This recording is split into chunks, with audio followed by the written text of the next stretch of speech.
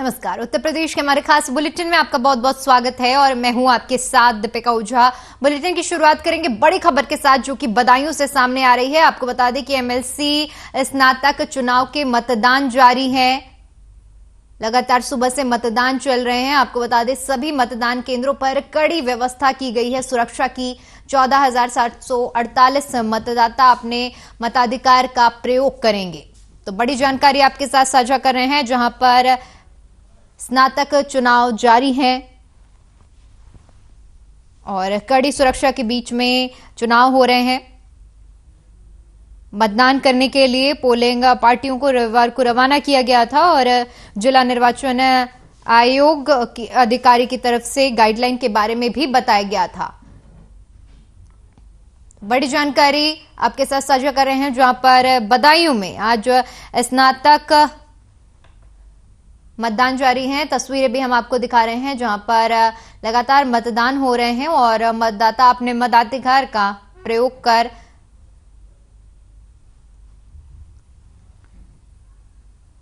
रहे हैं और लगातार चुनाव जारी है, मतदान जारी है। बताते चलें कि 21 मतदान केंद्रों में 28 मतदान बूथ बनाए गए हैं जहां पर आज सुबह 8 बजे से 4 बजे तक मतदान होगा।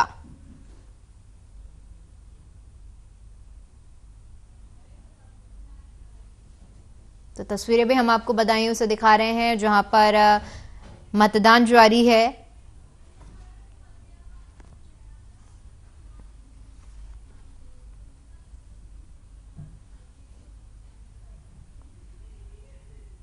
तो इसी चुनाव के चलते आपको बता दें कि 28 जनवरी से 4 फरवरी तक के लिए धारा 144 लागू की गई है और जिसके चलते बिना सक्षम पदाधिकारी के कोई भी कार्यक्रम आयोजित किया जाता है तो उसके विरुद्ध कार्रवाई की जाएगी। लगातार चुनाव जारी है और शाम 4 बजे तक ये मतदान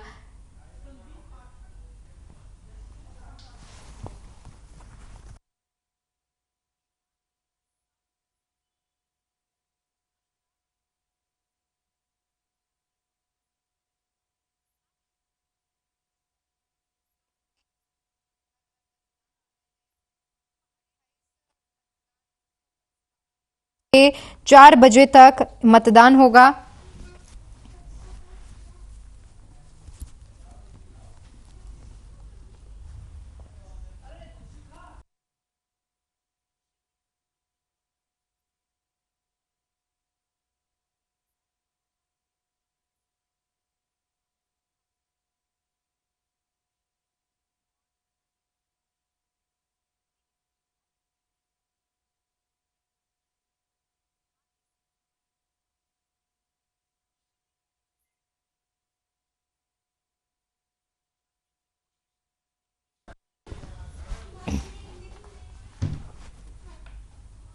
वहीं इसी खबर पर हमारे साथ हमारे संवाददाता विजय कुमार सीधा हमारे साथ लाइव जुड़ गए हैं। जी विजय, मतदान जारी है, सुबह 8 बजे से शाम 4 बजे तक मतदान चल रहे हैं। किस तरह का माहौल आपको देखने को मिल रहा है? मैं आपको बता दूं बदायूं जनपद इस तरह से कड़ी सुरक्षा के बीच मतदान हो रहा है। हमारे पीछे की जो तस्वीरें आप देख सकते हैं किस तरह से पुलिस प्रशासन अलर्ट पे है और एक कड़ी सुरक्षा व्यवस्था के बीच जो है मतदान हो रहा है। और पूरे बदायूं अगर जनपद की बात करें तो यहाँ पर 14,748 मतदाता आज जो है मतदान अपने मत का प्रयोग करेंगे। और जिस बूथ पर मैं खड़ा हूँ उस बूथ पे जो है बूथ नंबर 92 यहाँ है और दातागंज ब्लॉक परिसर में ये बूथ बनाया गया है। और इस बूथ पर जो है 696 मतदाता जो है अपना मतदान करेंगे। और बड़ी बात यह है कि यहाँ पर देखिए जिस तरह से कड़ी सुरक्षा व्यवस्था रखी गई है और यहाँ पर सिस्टम से जिस तरह से देखिए मेरे पीछे का जो एरिया है अगर उसको आप देख सकते हैं कि किस तरह से यहाँ पर देखिए आने जाने वालों के को किस तरह से जैसे मोबाइल फोन अन्य चीज को जो है यही जमा कराया जाता है। बाकी पहले से ही अलर्ट कर दिया गया था कि किसी तरह का मोबाइल फोन और ये सब प्रतिबंध रहेगा। और अगर पीछे की देखें कि किस तरह से कोविड को लेकर के एक डेस्क बनाई गई है जहां पर यहाँ पर सैनिटाइजर और मास्क के बिना किसी को एंट्री नहीं दी जा रही है। और यहाँ पर जो बूथ है उस बूथ पर मैं आपको बता चुका कि 696 मतदाता अपना मताधिकार का प्रयोग करेंगे। जी बिल्कुल विजय, बीते दिन निर्वाचन अधिकारी की तरफ से कहा गया था कि मतदान केंद्रों में किसी भी तरह की भीड़ इकट्ठी नहीं होने देंगे, तो इसको लेकर क्या तस्वीर देखने को आपको मिल रही है? जी बिल्कुल, आपको बता दें कि जिस तरह से देखिए चुनाव आयोग ने जिस तरह से कहा है कि मतदान केंद्रों पे कोई भीड़ इकट्ठी नहीं होगी,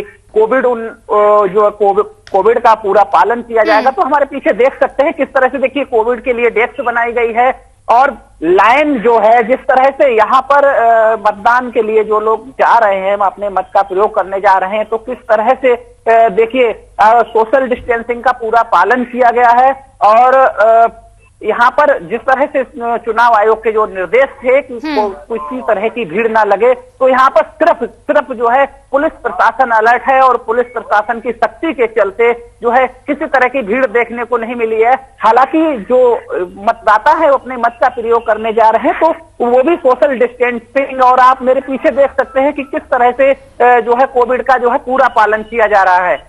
बिल्कुल जी।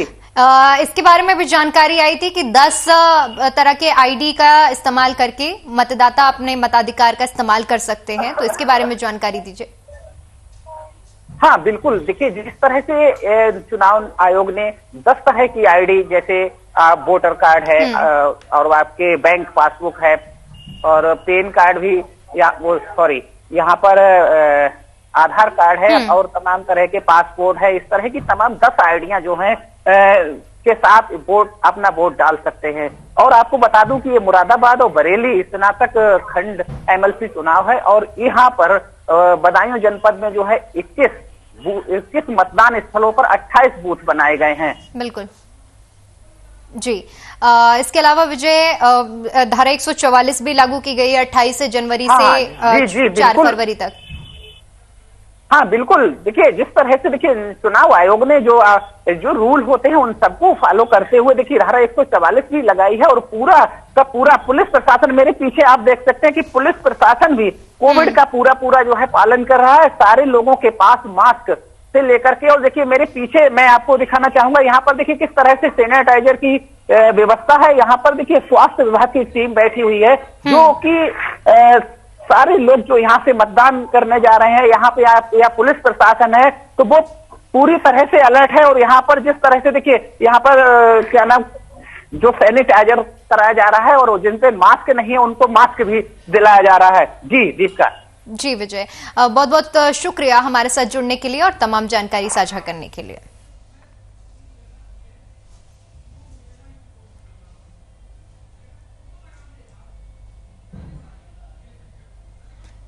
तो बदायूं में आज जो है स्नातक मतदान जारी है, जिसको लेकर आज जो है सुबह 8 बजे से शाम 4 बजे तक ये मतदान चलने हैं। प्रशासन ने पूरी तरह से तैयारी कर ली है और कोविड को भी लेकर हर तरह की प्रिकॉशन बरते जा रहे हैं। जो लोग आ रहे हैं उनको सैनिटाइज कराया जा रहा है और सुरक्षा व्यवस्था के भी पुख्ता इंतजाम किए गए हैं ताकि ये जो मतदान है वो सुचारू रूप से चलता रहे, किसी भी तरह की असुविधा ना हो।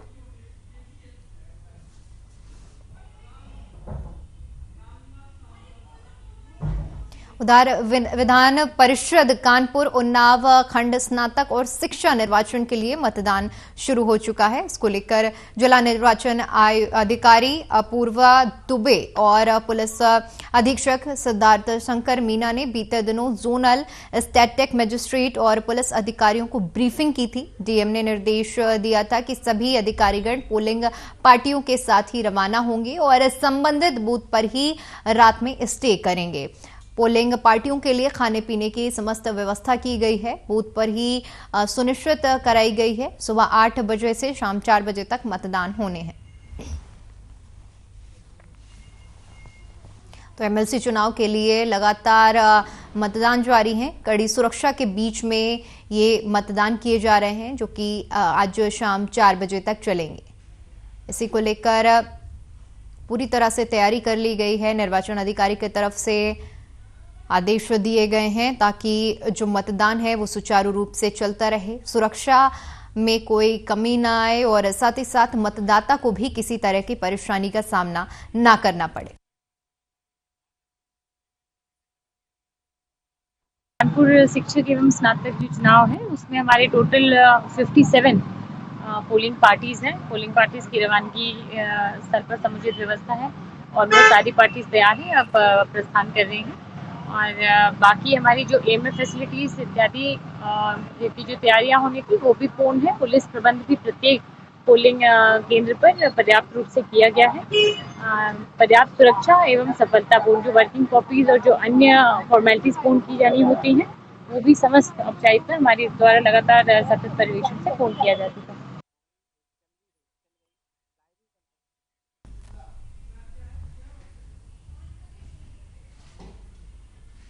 वहीं इसी खबर पर ज्यादा जानकारी के साथ हमारे संवाददाता प्रसून शुक्ला हमारे साथ जुड़ गए हैं। जी प्रसून, आज चुनाव लगातार जारी है, आप वहां पर मौजूद हैं, क्या स्थिति आपको मतदान केंद्रों में देखने को मिल रही है? स्नातक जो हैं उन्हीं को ये वोटिंग करनी है, साथ ही साथ शिक्षक इसमें मतदान में भाग लेंगे। तो शिक्षकों को लिए सुविधा की गई है कि स्कूलों में छुट्टी रखी गई है ताकि वो अपने मतदान का प्रयोग कर सकें। साथ ही साथ जो स्नातक हैं वो भी पहुंच रहे हैं। शुरुआत में ये काफी कम संख्या अभी दिख रही है। ये माना जा रहा है कि दोपहर के आसपास जो है वोटिंग में तेजी आएगी। लगातार जो पोलिंग बूथ हैं वो तकरीबन 63 बनाए गए हैं, जिनमें से बाकी रिजर्व है। करीब तकरीबन 57 पोलिंग बूथों पर वोटिंग लगातार जारी है और जो पुलिस प्रशासन व्यवस्था है वो भी सुचारू रूप से की गई है। जितने भी पोलिंग बूथ हैं उनमें 2 स्तरीय सुरक्षा व्यवस्था की गई है और साथ ही साथ वोटिंग मतदान को करने जो भी लोग पहुंच रहे हैं उन्हें किसी तरह की समस्या ना हो उसके लिए प्रशासन ने अलग से व्यवस्था की गई है। साथ ही कंट्रोल रूम भी बनाया गया है कि अगर कहीं पे भी वोटिंग में कोई गड़बड़ी होती है तो उसको लेकर के भी एक कंट्रोल रूम जारी किया गया है जिला कलेक्ट्रेट में। और ये वोटिंग शुरुआत तकरीबन 8 बजे से हो गई थी। सभी पोलिंग बूथों पर ये वोटिंग स्टार्ट हो चुकी है और जो मतदाता है अपने मतदान का प्रयोग कर रहे हैं। जी बिल्कुल, जिस तरह से अधिकारियों को निर्देश भी दिए गए थे कि रात्रि में आपको स्टे करने के लिए मतदान केंद्रों में कहा गया था, इसको लेकर क्या कुछ अपडेट है आपके पास? जी बिल्कुल, तकरीबन कल अगर दोपहर की बात करें तो दोपहर के बाद से तकरीबन 5 बजे के आसपास जो पोलिंग पार्टियां थी वो अपने अपने बूथों पर पहुंच गई थी और साथ ही साथ वहीं पे उनके स्टे की व्यवस्था की गई थी। तो ये कहा जा सकता है कि जिस तरह के कड़े निर्देश थे कि कोई भी सुबह का इंतजार न करे, जो भी पोलिंग पार्टीज हैं वो समय से और शाम को ही सारी व्यवस्थाएं सुचारू रूप से कर लें ताकि सुबह वोटिंग स्टार्ट हो जाए। तो वैसा ही हुआ है। 8 बजे से ये वोटिंग जो जितने भी बूथ थे सभी पर जो कंट्रोल रूम की जानकारी अभी तक आ रही है सामने, वो उनका यही कहना है कि सभी पोलिंग बूथों पर जो है वोटिंग स्टार्ट हो चुकी है। ठीक है, तो कुल मिलाकर अगर प्रश्न देखा जाए तो जो प्रशासन ने तैयारियां की हैं तो सारे जो मतदान चल रहा है सुचारू रूप से चल रहा है। कोई गड़बड़ी किसी तरह की ये सामने नहीं आई है क्योंकि ये आपको बता दें कि मतदाता भी इनकी संख्या भी आम चुनावों से काफी कम होती है क्योंकि स्नातक लेवल पर अक्सर लोग रुचि नहीं दिखाते हैं, अपना नाम वोटिंग लिस्ट में दर्ज नहीं कराते हैं। तो वो संख्या भी स्नातकों की कम है। इसको लेकर के जो भीड़ है वो ज्यादा नहीं देखने को मिल रही है और शिक्षक जो अपने एमएलसी का चुनाव करेंगे तो वो शिक्षक भी आज क्योंकि छुट्टी का दिन है, लोग देर से पोलिंग बूथों पर पहुंच रहे हैं। इसको लेकर अभी जो सुस्त चाल दिख रही है, ये माना जा रहा है कि दोपहर तक जो है वोटिंग में तेजी आएगी। जी ठीक है प्रसून, आपका बहुत बहुत शुक्रिया हमारे साथ जुड़ने के लिए और तमाम जानकारी साझा करने के लिए।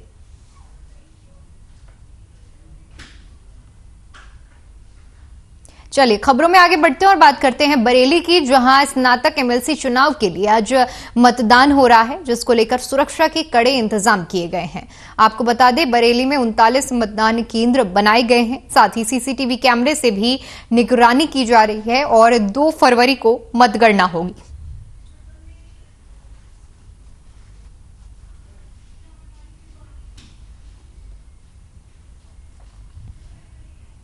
तो स्नातक एमएलसी चुनाव मतदान लगातार जारी है। 39 मतदान केंद्र बनाए गए हैं जहां पर कड़ी सुरक्षा के बीच आज मतदान हो रहे हैं।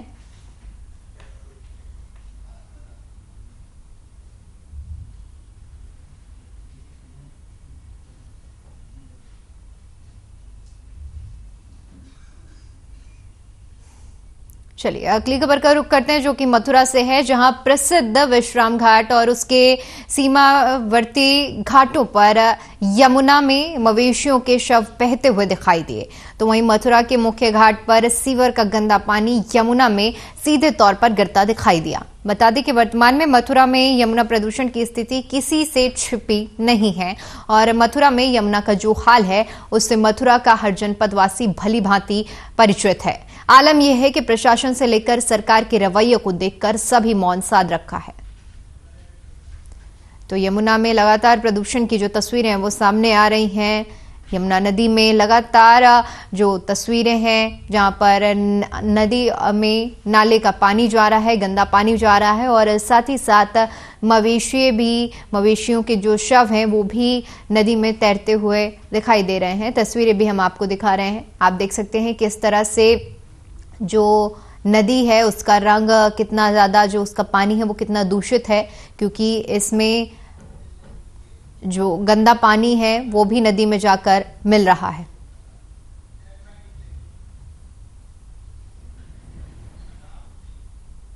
वहीं खबर हापुड़ से है, जहां कचहरी में युवक की गोली मारकर हत्या करने के मामले में पुलिस के मुख्य आरोपी को मुठभेड़ में ढेर कर दिया गया है। आपको बता दें मृतक बदमाश पर करीब 3 दर्जन से ज्यादा मुकदमे दर्ज थे, साथ ही 1 लाख रुपए का इनाम भी घोषित किया गया था।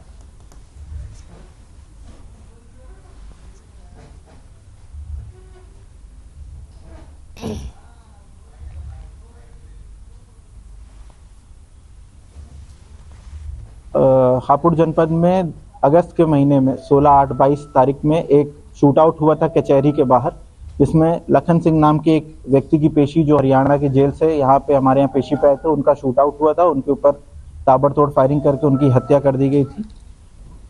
उसमें कई लोगों का नाम सामने आया था, जिसमें से प्रमुख नाम मनोज भाटी का था। मनोज भाटी ये दादरी के रहने वाले थे, नगना लैंसुक के, और लगभग 35 से ऊपर अभियोग इनके ऊपर दर्ज है। पश्चिमी उत्तर प्रदेश के कुख्यात बदमाश रहे हैं। इस घटना में नाम आने के बाद इनके ऊपर 1 लाख रुपए का रिवॉर्ड जोन स्तर से घोषित किया गया था। बड़ी खबर का रुख करते हैं। आपको बता दें कि बुलंदशहर समेत एनसीआर में मौसम ने करवट बदल ली है। आपको बता दें कि प्रदेश में तापमान में गिरावट दर्ज की गई है। अगले कुछ घंटे मौसम खराब रहने का अनुमान लगाया जा रहा है। बारिश के चलते फसलें खराब होने की आशंका जताई जा रही है। तो लगातार हो रही बारिश से तापमान में भी गिरावट दर्ज की जा रही है। इसके साथ ही साथ बताते चले कि फसलों को भी नुकसान पहुंचने की आशंका जताई जा रही है। तो बुलंदशहर समेत दिल्ली एनसीआर के इलाकों में लगातार बारिश हो रही है और जिसके चलते तापमान में भी गिरावट दर्ज की जा रही है। ऐसे में लगातार बारिश होने की वजह से फसलों में भी काफी ज्यादा नुकसान का आशंका जताई जा रही है।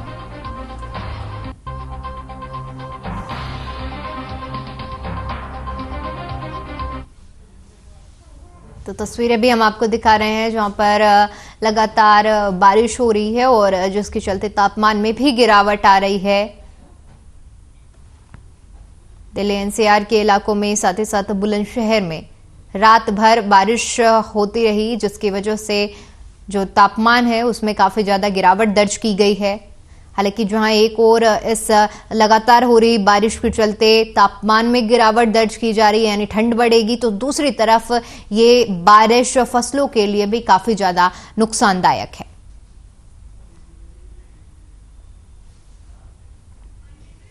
उधर मुगल गार्डन का नाम बदल जाने को लेकर अखिलेश यादव ने सरकार पर जमकर निशाना साधा है। अखिलेश ने नाम बदलने को लेकर कहा कि हमारा आपका नाम भी अमृत घर कर दिया जाए। इससे भी बड़ा सवाल है कि बीजेपी के लोग किसी को स्वीकार नहीं कर सकते हैं। यह तो नाम है, कल हमको मंदिर में दर्शन करने नहीं जाने देंगे। क्या यह बीजेपी के लोग तय करेंगे कि कौन क्या करेगा? मुगल गार्डन का बीजेपी के लोगों ने नाम तय किया है। शर्म आनी चाहिए भारतीय जनता पार्टी के लोगों को। अखिलेश यादव कन्नौज में कराए हुए कामों को लेकर भी बोले, कहा कि इनका नाम भी बदल दो, अमृत म्यूजियम कर दो, अमृत मेडिकल कॉलेज कर दो, इंजीनियरिंग कॉलेज को अमृत शौचालय घर कर दो, क्यों नहीं करते ये सब? क्यों इज्जत घर नाम रखा है? एक्सप्रेसवे पर रुककर पूर्व मुख्यमंत्री अखिलेश यादव ने पार्टी कार्यकर्ताओं और पत्रकारों से बातचीत करते हुए बीजेपी पर जमकर निशाना साधा।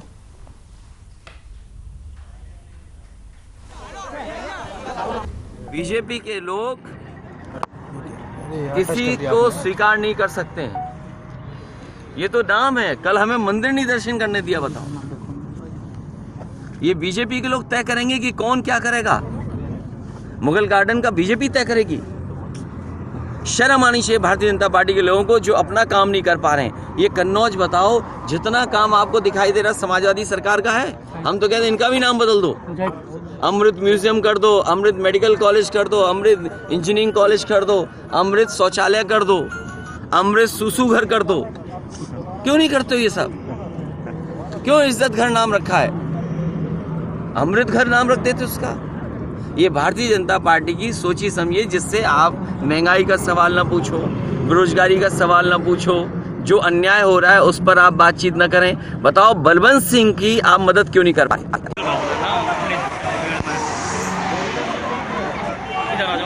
भैया मंदिर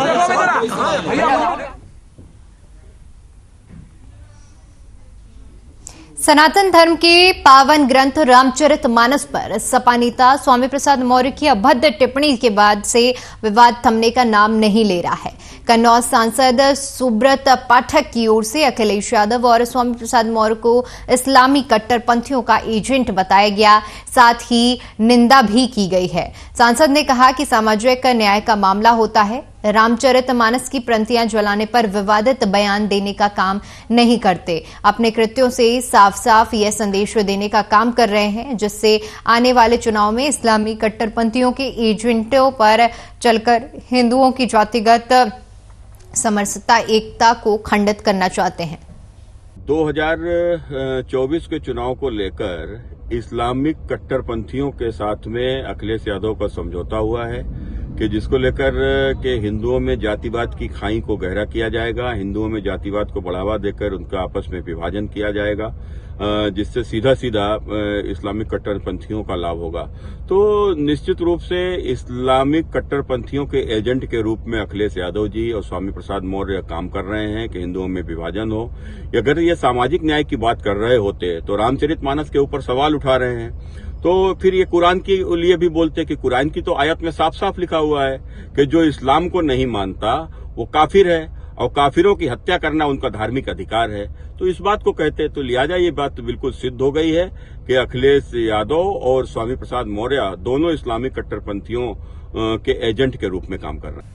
तो रामचरितमानस को लेकर ये जो लगातार टिप्पणियों का दौर है, बताते चले कि सबसे पहले इसकी शुरुआत बिहार से हुई थी, जहां के शिक्षा मंत्री ने रामचरितमानस को लेकर विवादित टिप्पणी की। उसके बाद फिर बताते चले कि ये मामला जब उत्तर प्रदेश में आया, स्वामी प्रसाद मौर्य ने भी रामचरितमानस को लेकर विवादित टिप्पणी की और बीते दिन उनके समर्थकों ने रामचरितमानस की प्रतियां भी जलाई और अब इसी को लेकर पूरा विवाद बढ़ता चला जा रहा है।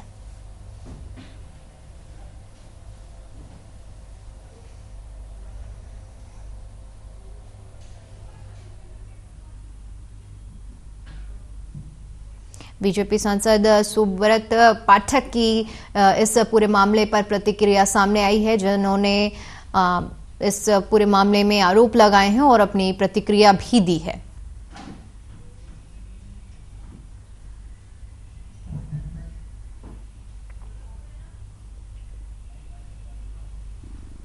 उधर गोरखपुर में कारागार राज्य मंत्री सुरेश राही की कार दुर्घटनाग्रस्त हो गई है। दुर्घटना में कार के अगला हिस्सा पूरी तरह से क्षतिग्रस्त हो गया है। बताते चले कि गनीमत ये रही कि इस पूरे हादसे में किसी के हताहत होने की खबर नहीं है। तो गोरखपुर में कारागार राज्य मंत्री सुरेश राही की कार दुर्घटनाग्रस्त हो गई है, जिसका अगला हिस्सा पूरी तरह से क्षतिग्रस्त हो गया। हालांकि मंत्री राही को इस दुर्घटना में चोट नहीं आई है। सुरेश राही लखनऊ से देवरिया जा रहे थे, तभी यह हादसा हुआ है। सहजनावा के एसओ ने बताया कि घटना की पुष्टि करते हुए कि मंत्री सुरेश राही की कार ट्रैक्टर ट्रॉली से टकरा गई, जिसमें कार के अगले हिस्से को नुकसान पहुंचा है। घटना की जानकारी मिलने पर पुलिस मौके पर पहुंची। इसके बाद एसओ ने अपनी गाड़ी से मंत्री को उनके गंतव्य तक पहुंचाया। यह दुर्घटना रविवार दोपहर 2 बजे के करीब हुई है।